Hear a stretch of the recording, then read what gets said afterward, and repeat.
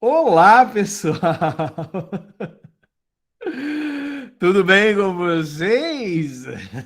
Começando agora então a nossa aula de História 2, que vai falar um pouco sobre a civilização dos persas, tá? Quanto tempo, né, gente? Depois de a gente se viu há Nossa, professor, quantas semanas sem te ver? aham, né? Alguns minutos, nem uns segundos, né, Eduardo?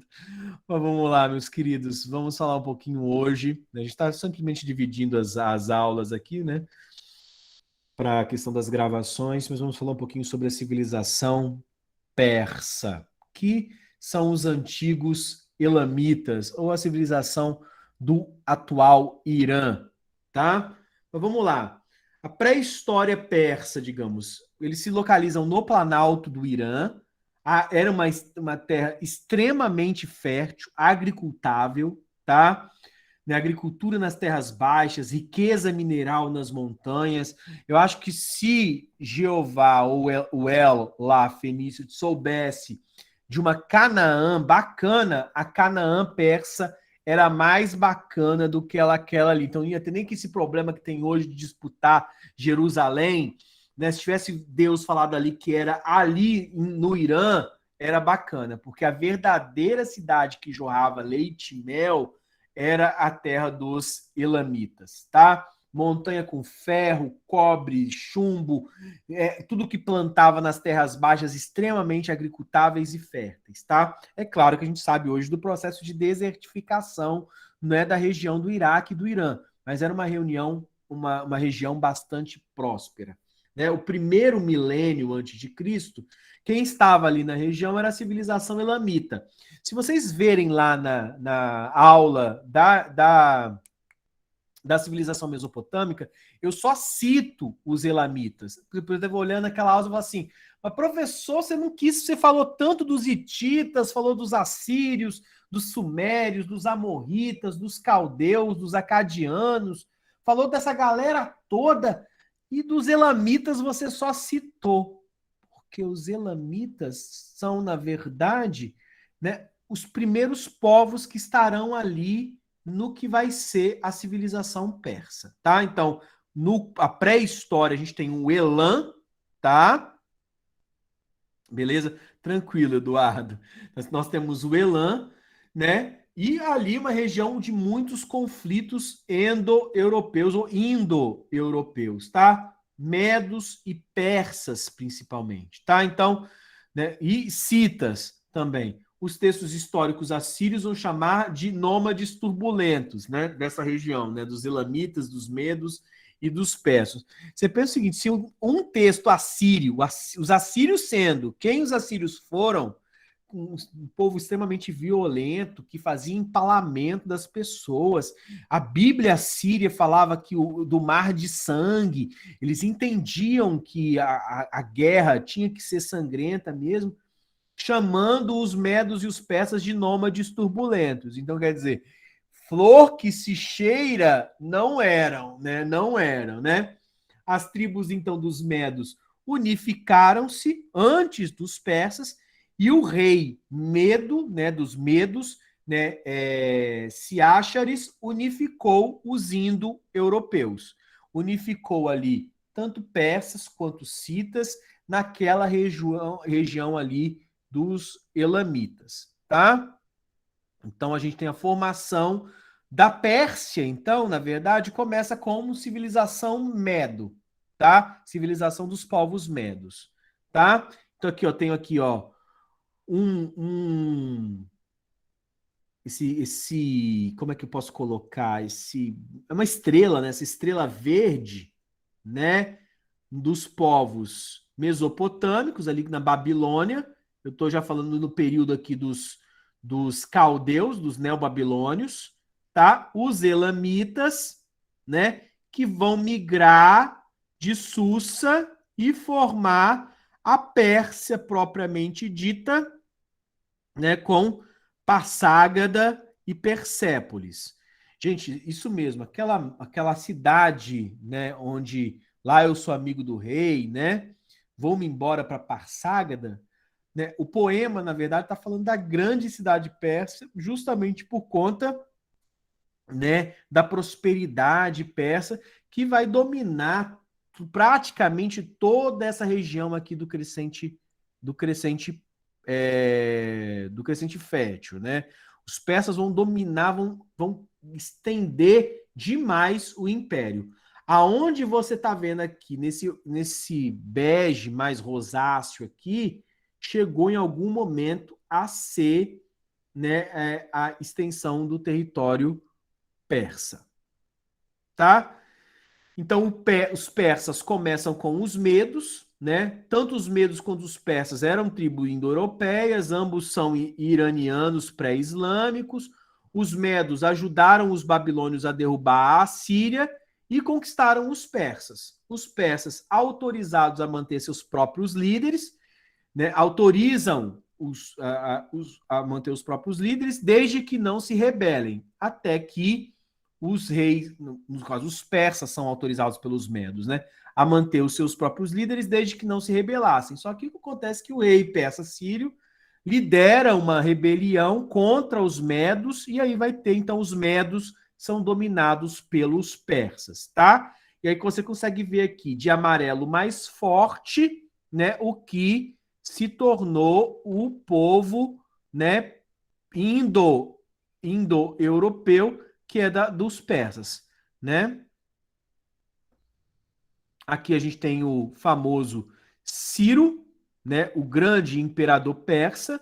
Ele derrota os medos em 559 a.C., fundou e expandiu o Império Persa, né? Toda a civilização tem o seu grande formador, né? Se Abraão está para os hebreus, assim como Menes está para os egípcios, assim como Ciro está para os persas, né? Aquemênida se torna o maior do mundo, ou seja, o maior centro do mundo persa. Os judeus vão ser libertos na Babilônia, permitiu, inclusive, voltar a reconstruir o seu templo em Jerusalém, lembra do cativeiro da Babilônia, né? Do Nabucodonosor.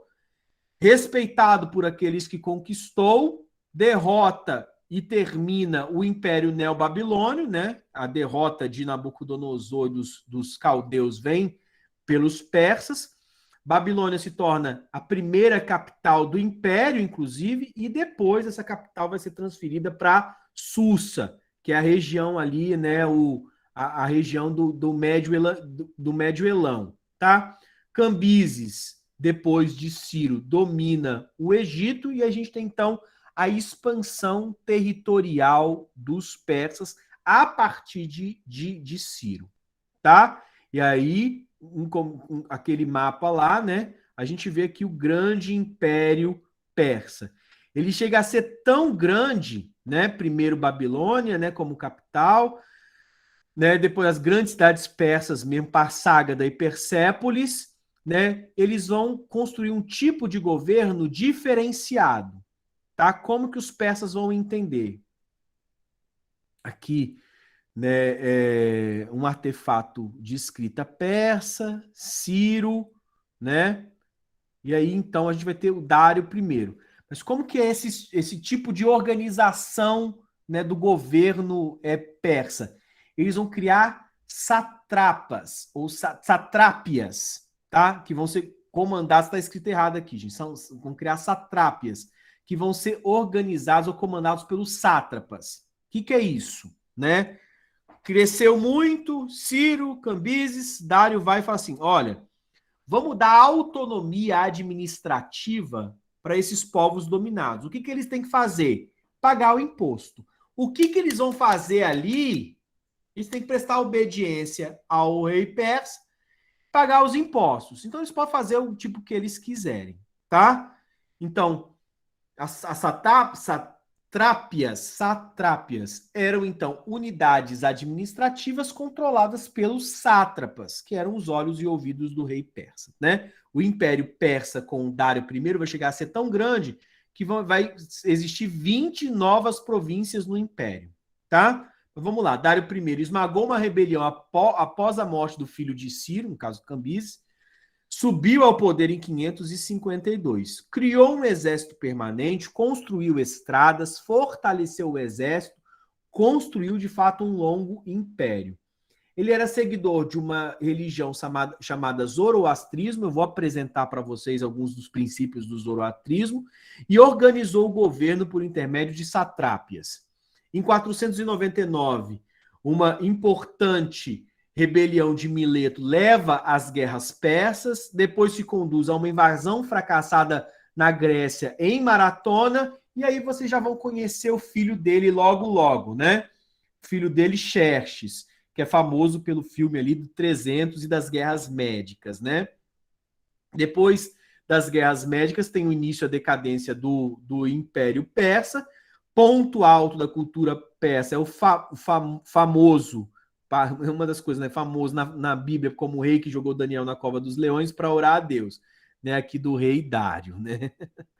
Mas lá, então, aqui nós temos Dário, todos os problemas aqui decorrentes das guerras púnicas, das guerras, das guerras greco-pérsicas, né? E das guerras médicas, né? Médicas, púnicas, tá tudo relacionado aqui a este período, tá? O declínio persa vai se dar com Xerxes, filho de Dário, né? Também conhecido como Rodrigo Santoro. Eu não aguentei, gente, eu tinha que fazer uma piadinha com isso, né?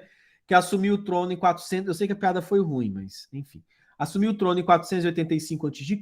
e não conseguiu conquistar a Grécia durante as guerras pérsicas, né? Batalhas famosas, né? Termópolis, Salamina, vai ser o último grande governante da Pérsia, elogiado por ser justo. Pode ser o rei, aí tem outros nomes que é dado ao Xerxes, né? Ahasverus na Bíblia, destruidor do ídolo de ouro da Babilônia, também sucedido pelo filho Ataxerxes, né? O filho de Xerxes, Ataxerxes I, um dos quais se acredita ser o marido de Esté. Então as histórias desses povos vão se misturando, tá? E aqui então eu tenho Dário, os eventos aqui no Oriente, o esplendor do Império Persa, né? Aqui o que era o de azul mais escuro aqui em Passágada e Persépolis, quando Ciro conquistou, depois as conquistas de o início, né? Com os meses, depois as conquistas de Ciro, né? Depois amarelinho aqui o Egito, a conquista de Cambises. E aí a conquista de Dário aqui, cresceu aqui e chegou lá na Grécia. Mas aí não conseguiu avançar mais aqui. Aí teve todo o problema aqui com o final de Dário, Xerxes, de Artaxerxes, e que vai mostrar a decadência do Império Persa.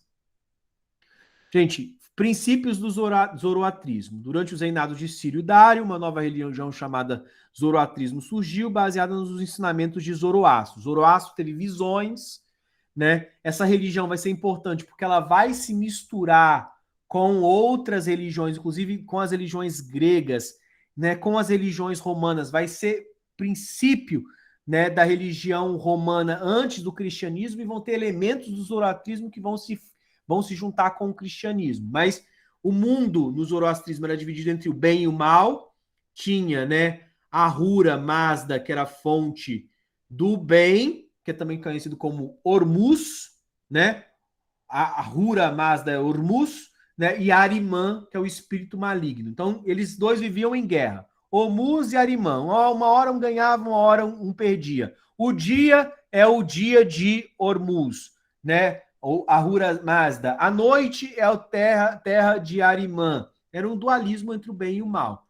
Se tinha livre-arbítrio, né? Se tem o texto sagrado, que é a Avesta, um Salvador trará o triunfo, percebam? Um Salvador, né? Um Messias.